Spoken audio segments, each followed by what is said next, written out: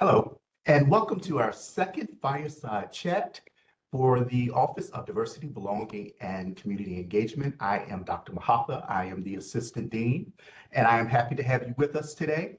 I am happy to have two of our wonderful law students with us today, Mr. Maurice Clarke and Miss Toni Gayle.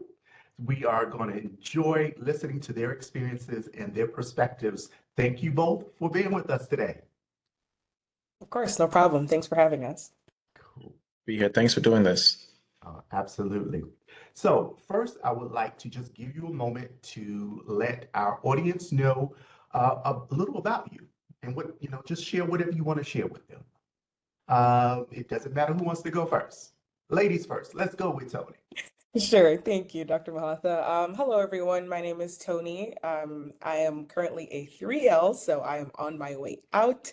I am originally from Jamaica, but I've been here for forever. I've lived all over. And my journey to law school was actually a little interesting because I did not always know I wanted to become an attorney. But when my college dropped my major, I quickly had to find something else to do. And I figured this was the next best way to help the world. And I really enjoy it. I really love it. UConn is a great place. It's been a great experience, and I'm really happy to be able to give back in this way and provide all the things that I wish I knew when I was applying to law school. Yeah. Wonderful, wonderful. Thank you.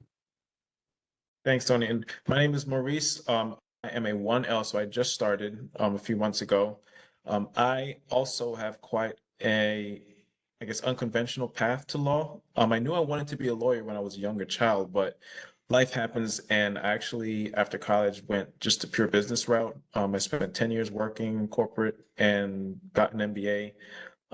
But after a while, you realize that you owe it to your younger self to pursue the thing that you always wanted to pursue. And so, after talking with my wife and my family, we decided that we would take this risk, and it's been extremely rewarding, even 3 months in. Wonderful, wonderful, wonderful. Before we get started with the questions that I have, I do want to point out one thing, Maurice, if you could just tell us a little about it. You are an adult student, so you are a non-traditional student. Uh, what has that path been like? Because a lot of students ask us, and so I just want to get that, address that before we start this particular session. It's definitely, in some respects, um, it's scary. You're coming back into a world that um, a lot has changed in, just what it means to be a student now versus 10 years ago when I graduated college. It becomes glaring what it means to be able to prepare for this journey versus making a decision after you've gone down a different path. This is actually really great fireside chat because letters of recommendations and statements were one of the things that were the hardest for me to do. Trying to reconnect with those folks who knew me in college. I mean, that was a long, long time ago. And so I had to get creative, figuring out how to meet a lot of requirements. But once you're in school, you realize that while it's unconventional, well, maybe not so, because there are actually quite a number of other folks who are quote unquote adults, who are married, who have children, and you can find community, even if it's folks who aren't adults. I mean, the broad breadth of the types of folks who you find yourself being close with is actually pretty amusing. One of my good friends in my classes just graduated college in June, and so what a generational difference, but everyone's really smart and supportive, and finding community is a lot easier than you think. Great, great, great, great. Thank you for that. Because we have a lot of students who really want to know about the non-traditional route. So thank you for that. Toni, you ready for a question? Sure, we'll see. All right. I'm actually going to give you kind of the first one. Maurice, if you want to jump in at the end, please feel free. So Toni, explain the importance of writing and including statements in your law school application. Okay. I think I can answer that one. So How I look at it is you'll submit your resume, you will have your application, you will have your transcript. These are the things that they already know about you. They can see that you are qualified, you're an extremely smart person, etc. Your statement is really that chance to say, this is who I am and this is my why. So I look at it as the opportunity to present, why you are a good candidate. You're smart. If you're already here, you're watching this, you are already very much capable and intelligent, and I'm rooting for you, by the way, but you already have everything else that you need. Your statement is your chance to say, this is why I am, I hate to put it this way, but better than everybody else, right?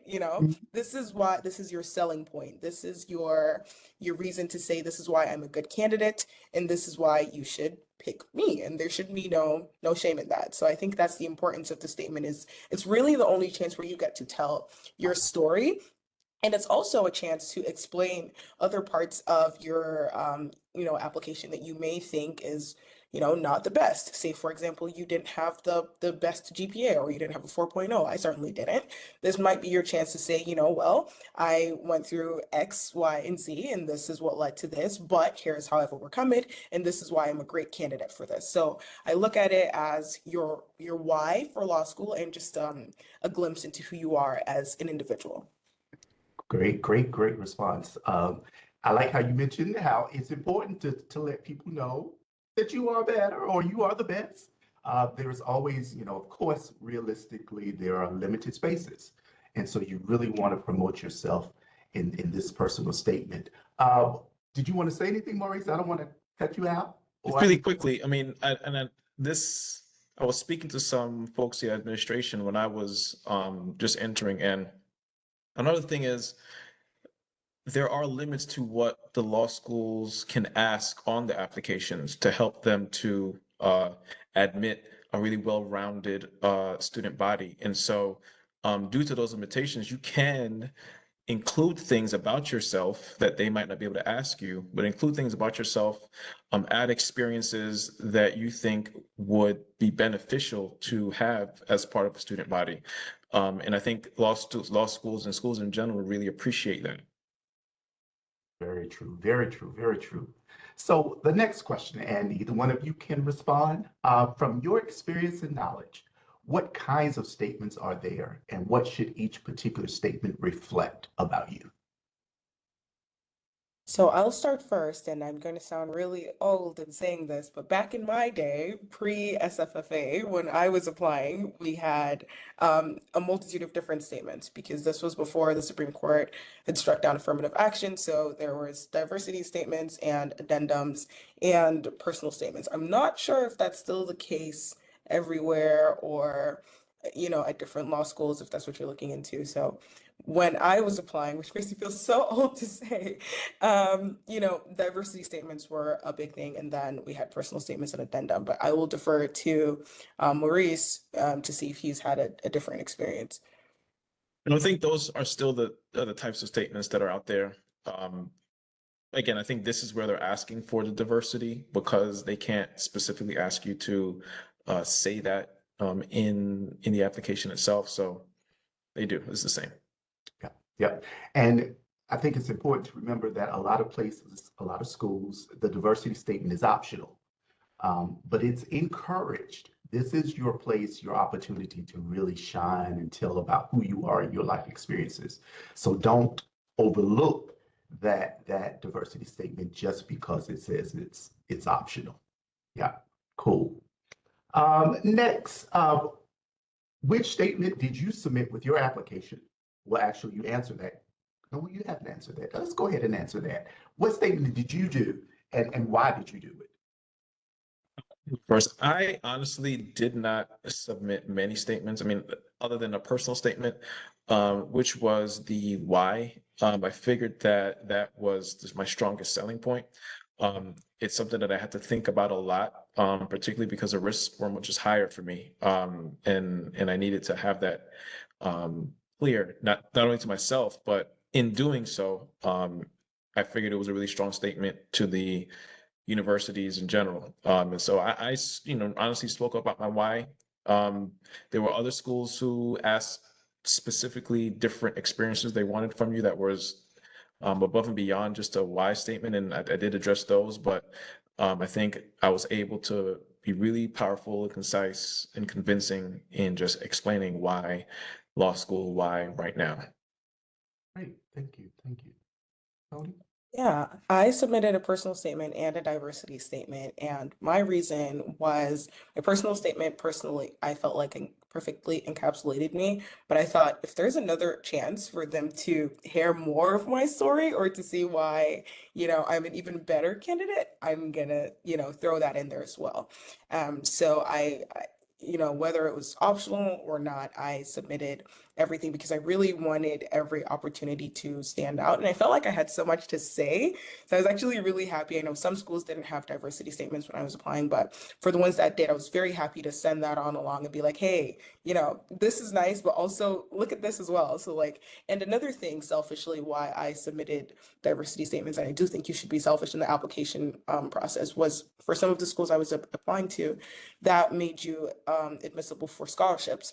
And so I thought, well, okay, this is a chance to tell you more about me, and it's also a chance to be open for some scholarships. So I say take every chance you get to tell them more about yourself. Cool, cool. Thank you. Thank you. Maurice, tell us about the strategy you used to write your statement.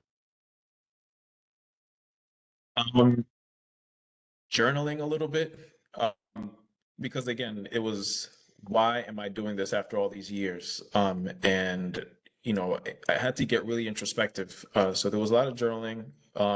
Sometimes it was just word vomit onto a page to see what I think I could elaborate more on. And honestly, talking to my wife, there was a lot of bouncing of ideas. She had also gone through professional school before I did, and so she's got a little bit of experience crafting these. And so bouncing ideas off of her, helping to really tailor in my message to one that was appropriate and convincing. And then after that, again, having different people read and proofread and get an opinion on what other folks think. So it was very much like a community effort to say, okay, what makes sense? What's a powerful message? Um, and I think it all became stronger at the end of that. Cool. I like how you mentioned involving other people in the process. I think so that you can get a real picture of who you are. Yeah. Tony, did you involve other people in your process? I did. So at the time, I didn't know a lot of people who were in grad school. The only person I actually knew that was in grad school was my friend who was at NYU. So I was like, hey, you did this a year before. How does this look? And I think I had two of my other friends, one of them who's in med school and another one who actually didn't complete college. I had both of them review it because I wanted that difference of perspectives, and I had them, I sent them copies and they went on like Drive and commented, and I was like, oh my God, this is horrible. Everyone hates it, but they all really liked it. So that was good. And similar to Maurice, I kind of did a lot of writing, but I compiled every single story that I wanted to tell on one Word doc. So it's about 50 pages, and it's just so many starts of, I can start it like this way, I can start it that way. And I would write out, I would be sitting somewhere, I would get an idea and I would take out my phone or my laptop and start writing.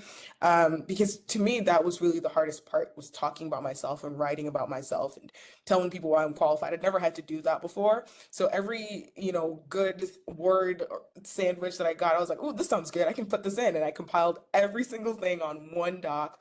And then I went through and kind of, compiled something from that. So I think that was a good way to do it because I had everything in one place.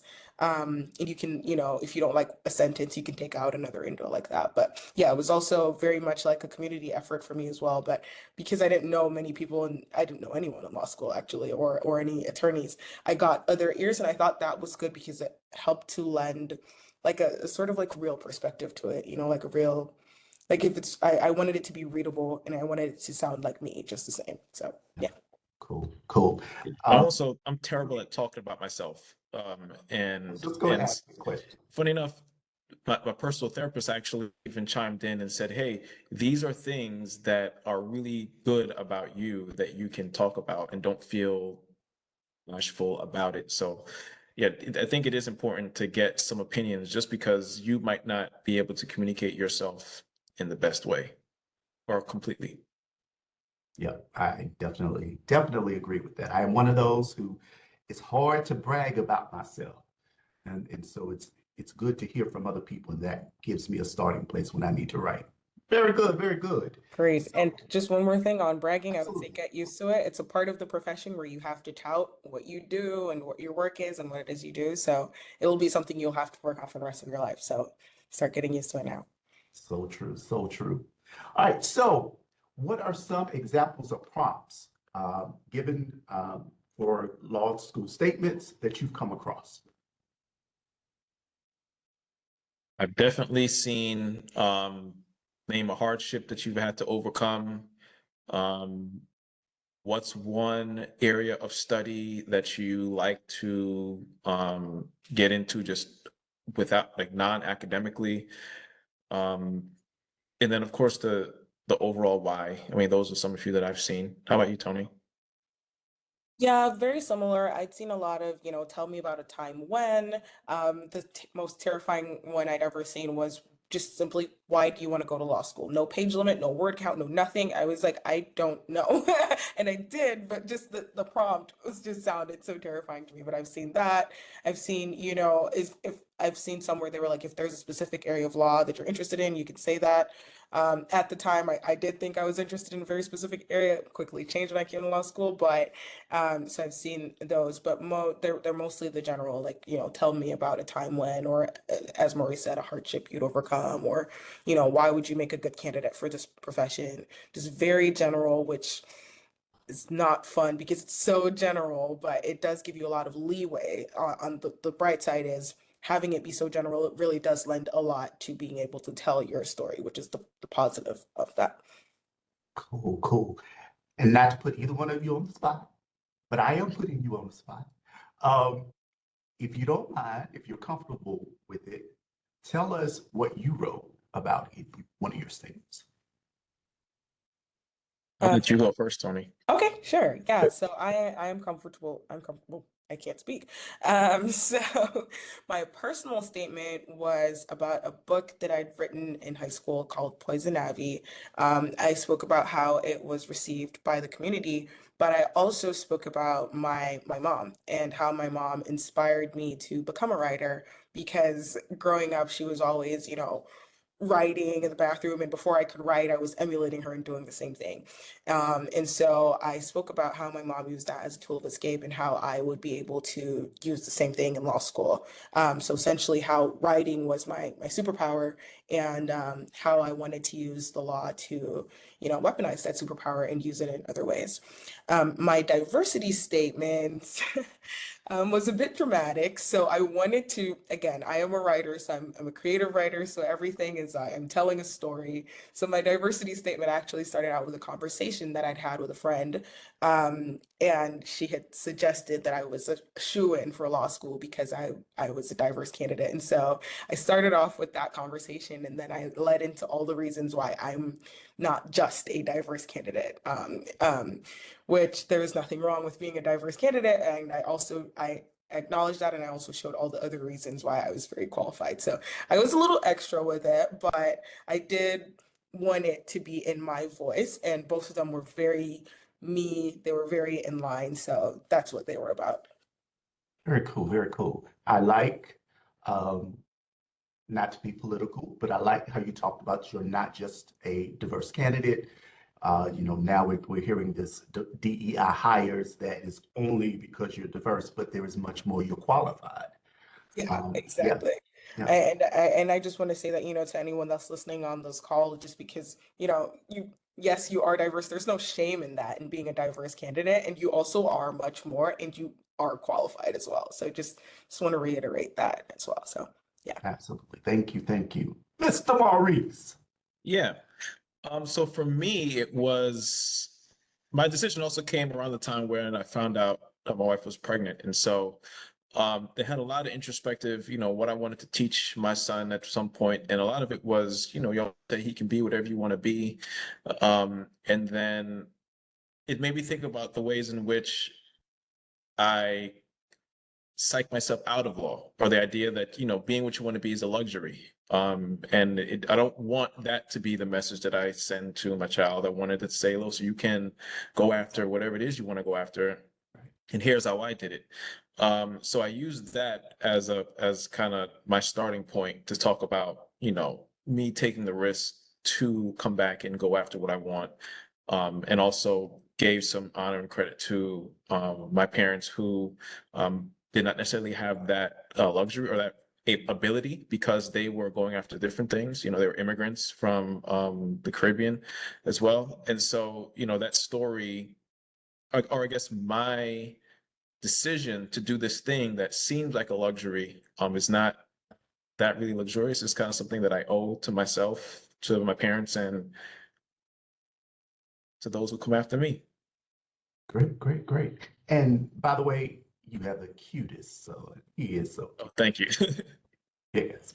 All right, so we're going to switch gears right now, and we're going to talk about the recommendation letter. And so I'm going to ask for your advice, your experience on that. First, who did you ask to write your recommendation letter, and were there any restrictions on who you could or should ask? Let's start with Tony. Okay, yeah, so this was something that I dreaded because, again, asking people for stuff is not fun, but do it. So I asked one of my professors. I was in a comm major, and so she was one of my comm professors who I'd worked with very closely in the following 2 semesters because this was in the pandemic, so everything was virtually. So I'd had 2 classes with her that year, so she was very familiar with me. I also asked my French professor, who I'd been a French major as well, so she knew me since, freshman year all the way up, until I matriculated. And then I asked my DEI dean, who's very near and dear to me, and he's actually also one of the reasons why I decided to apply to law school because he's also an attorney, and he taught me my first intro to American law class while I was in undergrad. And I was like, okay, I think I can do this.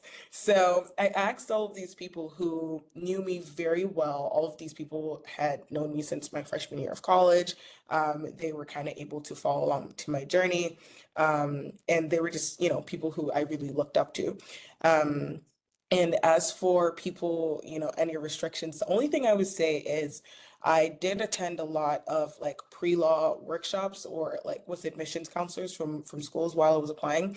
And a recurring theme I heard was, those people who would like work for a senator or a governor, but just work in their office and not work directly with that person, and then ask for a letter of recommendation from that person. I've always heard that that's not good because they didn't have a personal relationship with you, and law schools actually look more favorably upon letters from an aide to the governor or an aide to the senator who you worked with closely, who can speak to your personal experience. So I would say that's the only restriction is don't get someone just because it's a big name, or get someone who knows you and can speak to you. I think getting someone who can speak to your personality as well as your work product is always a great balance if you're able to find that. Yeah, that's all I have to say. So yeah. Great, great, great, great advice.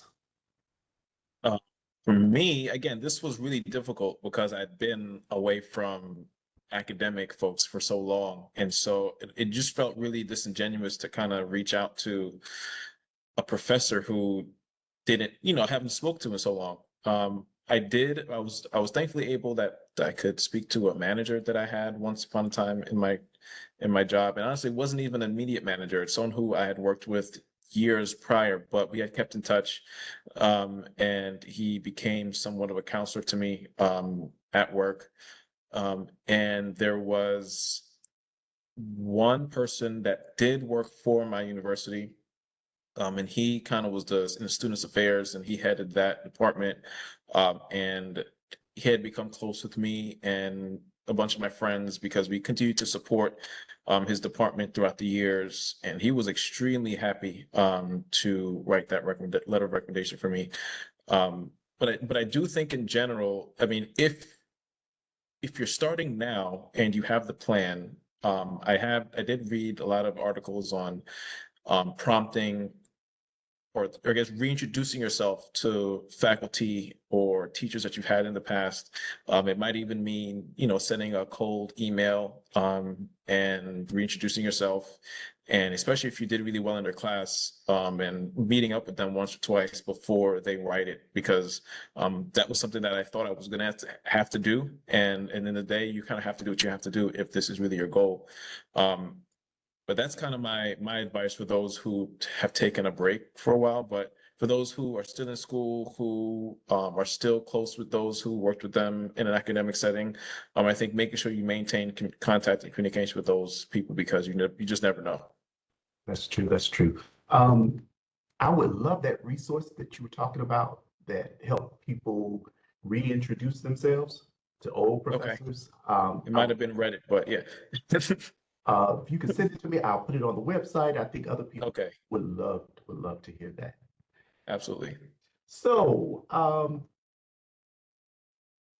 we actually talked about the kind of relationships. So I'm gonna skip that one. Once you decided who to ask, how did you go about asking them for the recommendation letter? I can start. So I sent emails to them. I didn't have any of their numbers because they're all of my professors. So I sent them emails, and I actually, in preparation for this one, I looked up at the emails, and they were just like, "Hi, I am this person who." But it was funny because they already all knew who I was. But I was like, Mhm. "Hi, it's me again. I'm applying to law school," and I made them very personal. So for my DEI dean that I spoke about, I did disclose the like. You're one of the reasons I'm applying to this because I really loved your class. Into my other professor, my French professor. I mean, she would feed me sometimes because I was in college and broke. So I was like, you're someone who's very close to me, and I feel like you know me very well. And my other professor, I told her I was like, I've had classes with you since freshman year, and I feel like you can speak to my academic work very well. And we also had like personal connections, and we're in some of the same groups. So I tailored them. I didn't just make it feel like it was a generic email that I was sending out to everyone. I really did tell them all the roles that they played in my life and why I was choosing them. But it was all, via email, and they were all very honored. So it was Mhm. nice. Yeah. I Yeah, for me, like, go ahead. I'm sorry. it was a little less formal.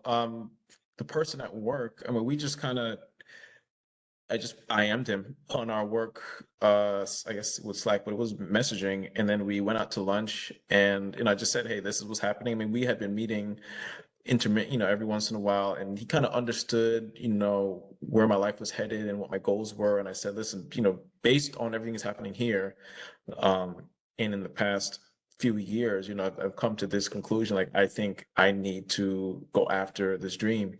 And he was absolutely honored. And I don't think anyone had ever asked him to write a letter of recommendation. And so he was really honored, and we're just kind of like, do you have any pointers, anything that you think that I should talk to? And then, one thing, yeah, do tell folks kind of, or let them know what this is for and what makes a good letter of recommendation, especially if they've never done that before, because many people don't know. And if it's like asking why go to law school, it's just as daunting for them to say, well, why is this a good candidate for law school? And so I did have to say, listen, they're looking for, you know, ways in which I work with a team, so anytime that you've seen me, I think, collaborate well, communicate well. I did give him those prompts so that he can say, okay, I do have these experience with Maurice.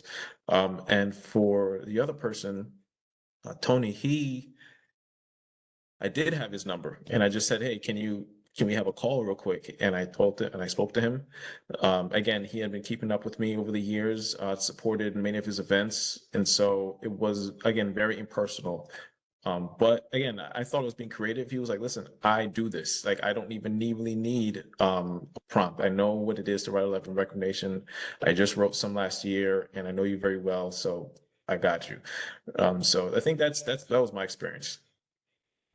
Both of you gave some good advice. As a person who writes a lot of recommendations during the year, it's always good to one, be reminded of the impact I've had on someone and how we had that connection, but also help me, give me a template, give me what they're looking for in that recommendation letter. Even though I write a lot, they all request different things. So it's always good to have both of those. So yeah, thank you. So how How many recommendation letters were required for your applications, typically, on average? You? Two? Yeah, I believe it was two were required, but you could do up to three, so I did three. But I think two are typically two is required and the third is optional. Some schools allow you to submit four as well, from my knowledge. Okay. For UConn, what was the process of submitting those recommendation letters? Um, Basically, you have to let UConn know who you wanted to reach out to and give them. I mean, it was all through, at least for me, it was all through the LSAC. And so it wasn't really UConn specific. On LSAC, I loaded the names, the address, the email, phone number, and then LSAC sent them a message to say, this person's requested you. I did have to let them know, hey, this should be coming in your email. And then I guess whatever they wrote was loaded onto LSAC. And so like when I was applying to UConn specifically, I just had the application point to the recommendations that were already on the LSAC, I guess, website. Okay, cool, cool. Yeah, So, I'm fairly certain it was the same process. Again, everything feels so hazy now. I don't know why, but I'm fairly certain it was the same process. The only thing I remember, but I do remember that it was through the LSAC portal. The only other thing is I remember there was something that I submitted to UConn personally. I can't remember which one. It was some statement or maybe an addendum or something. okay. Yeah, but I think I'll defer to Maurice because he's newer, so I'll trust his She calling judgment you out. as opposed to my experience from like 3 years ago. So yeah. Got you, got you. So for our last question, what is some final advice you would give to someone who is thinking about law school, wants to go to law school, um, and are a little nervous about this application process? What would you advise? What's some good advice you would give them? So, I mean, I just did it. So I think start early, and know what your weaknesses are. For me, I knew um, there's a chance that my letter of recommendations weren't going to be that strong. I didn't know. I was kind of doing in my independent analysis. It might not be as strong.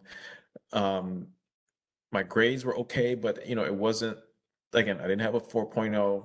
And so for me, it was, I need to focus on the actual LSAT. Like I needed that to be really strong.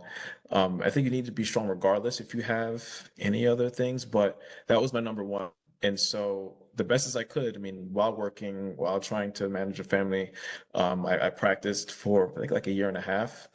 And even still, if you're not disciplined, you might not get the grade that you want. So I think that was the first thing. Start early, prep, and be honest with yourself about what your weaknesses are. And then get advice. Look at videos like this, talk to folks that you can talk to. A lot of schools have programming where they are sending out videos that give advice, where you can talk to and meet program directors, heads of admissions. I mean, definitely make yourself known, especially if there's a small number of schools that you want to apply to. If I want to be in this specific location, I think it absolutely makes sense to get to know those people in admissions, so that when your name comes through, it's not a surprise. You're not, there's a star implied on your name. Absolutely. Yeah.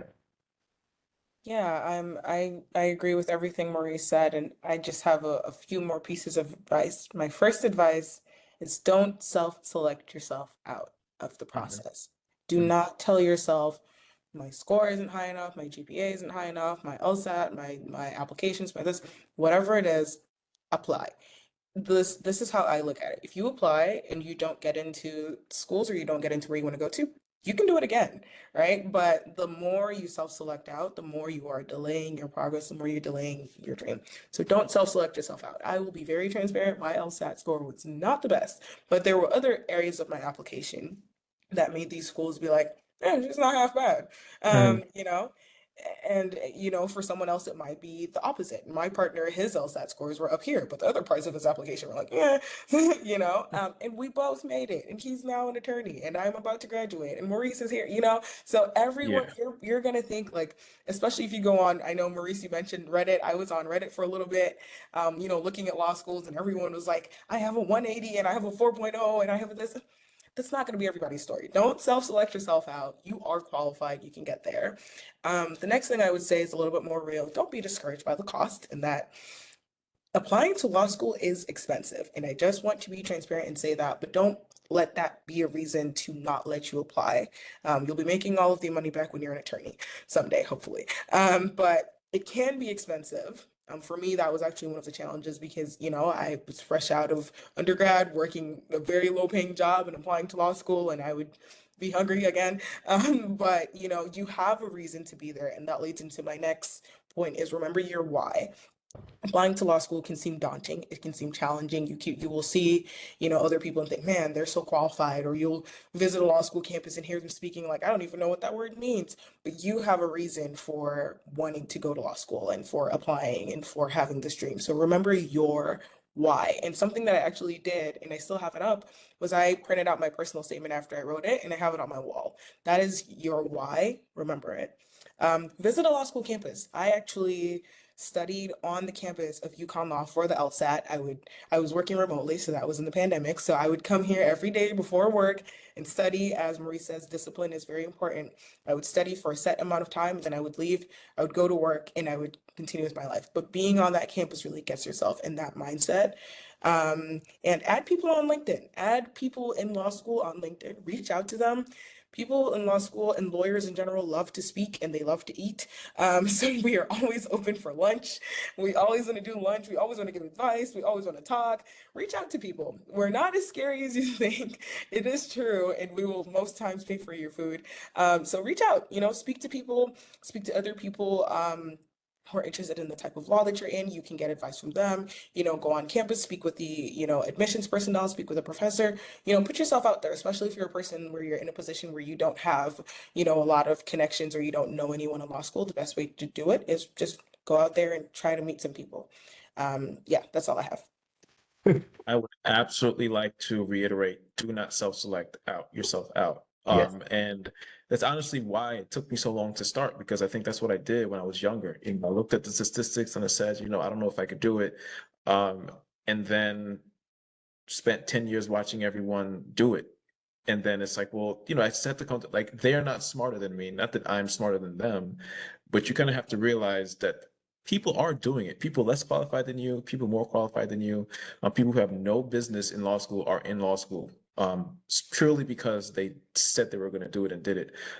So trust yourself, and try. And if you apply to a school not thinking you're going to get in, and then you didn't get in, nothing changed in your life. If you didn't think you were going to get into the school and you applied anyway, and then you got in, a lot just changed in your life. And the difference was the application fee and clicking the application through. So I think, that do not self-select yourself out. You are qualified. You can do this. People before you did it and people after you will do it. For me, again, not, I could have self-selected myself out. I was expecting a baby, like my wife is now like, we need both incomes. And I'm saying, actually, I'm about to lose all my income. I could have, but I didn't. And I'm happy I didn't. UConn plug, I had no, there's no reason for me to think I would have been in Connecticut. And I'm not at Yale, but I'm so thankful I'm not at Yale. Not to like do the thing, but like this is like an amazing community. It's a gem that I am so happy to have discovered. And I hope someone else is able to experience that as well. Wonderful. Great. UConn is amazing. And we're not being paid to say that. You are not, because I'm broke. I do agree. Excellent community. Wonderful. Thank you both, Toni and Maurice. You were excellent. Thank you for being with us today. To the audience, I want to say thank you for watching our video. Again, I'm Dr. David Mahatha. If you ever need anything, if you ever have questions, please contact me, david.mahatha@uconn.edu. We will have our third fireside chat in January. So you'll get some information about that. Take care and thank you.